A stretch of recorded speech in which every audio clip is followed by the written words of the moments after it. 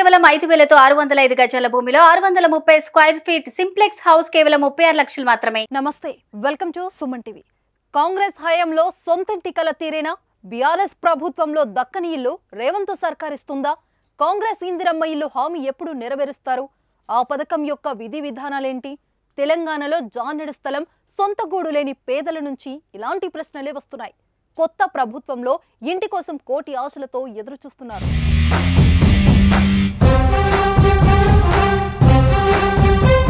గృహలక్ష్మి పథకంలో భాగంగా గత ప్రభుత్వం తీసుకున్న దరఖాస్తులను కొత్త సర్కార్ తిరస్కరించింది.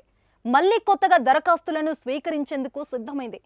దీంతో ప్రజల్లో కొత్త సందేహాలు నెలకొన్నాయి. ఇందిరమ్మ ఇంటి కోసం అర్హతలు ఏముండాలి? అసలు ఇందిరమ్మ ఇల్లు ఎవరికిస్తారు? ఇంటి కోసం ఎక్కడ అప్లై చేయాలి అనే సందేహాలతో ఉక్కిరిబిక్కిరవుతున్నారు. ఎన్నికలో కాంగ్రెస్ 6 గ్యారెంటీలను ప్రకటించింది. ఈ హామీలు కలసొచ్చి ఘన విజయం అందుకుంది.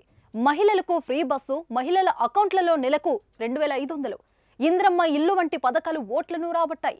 దీంతో గెలిచిన తర్వాత ఎన్నికలో ఇచ్చిన హామీ ప్రకారం 6 గ్యారెంటీలు అమలు చేయడమే లక్ష్యంగా కాంగ్రెస్ ప్రభుత్వం అడుగులు వేస్తోంది. ఇప్పటికే మహిళలకు ఫ్రీ బస్సు ప్రయాణం, రాజీవ్ ఆరోగ్యశ్రీ పథకాలను ప్రారంభించారు. త్వరలోనే మిగతా పథకాలు ప్రారంభం కానున్నాయి. పథకాల వారీగా విధి విధానాలు రూపొందిస్తుంది ప్రభుత్వం. ఈ క్రమంలో ఇందిరమ్మ ఇల్లు పథకాన్ని వేగంగా అమలు చేసేందుకు కసరత్తు ప్రారంభించింది. అర్హులను సులభంగా గుర్తించేందుకు సరికొత్త చర్యలను తీసుకుంటోంది.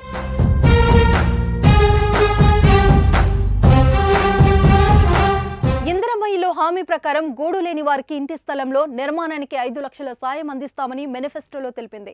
ఆ హామీని నెరవేర్చేందుకు సమాయత్తమవుతుంది. ఈ మేరకు గ్రామాల వారీగా సభలను ఏర్పాటు చేసి దరఖాస్తులను స్వీకరించనుంది. గ్రామ సభలో దరఖాస్తులు స్వీకరించడం ద్వారా అర్హులను సులభంగా గుర్తించే అవకాశం ఉందని కాంగ్రెస్ భావిస్తుంది. ఇంటి నిర్మాణ పథకానికి కాంగ్రెస్ పార్టీ ఆవిర్భావ దినోత్సవమైన డిసెంబర్ 28 నుంచి దరఖాస్తులు స్వీకరించాలని నిర్ణయించినట్లు సమాచారం.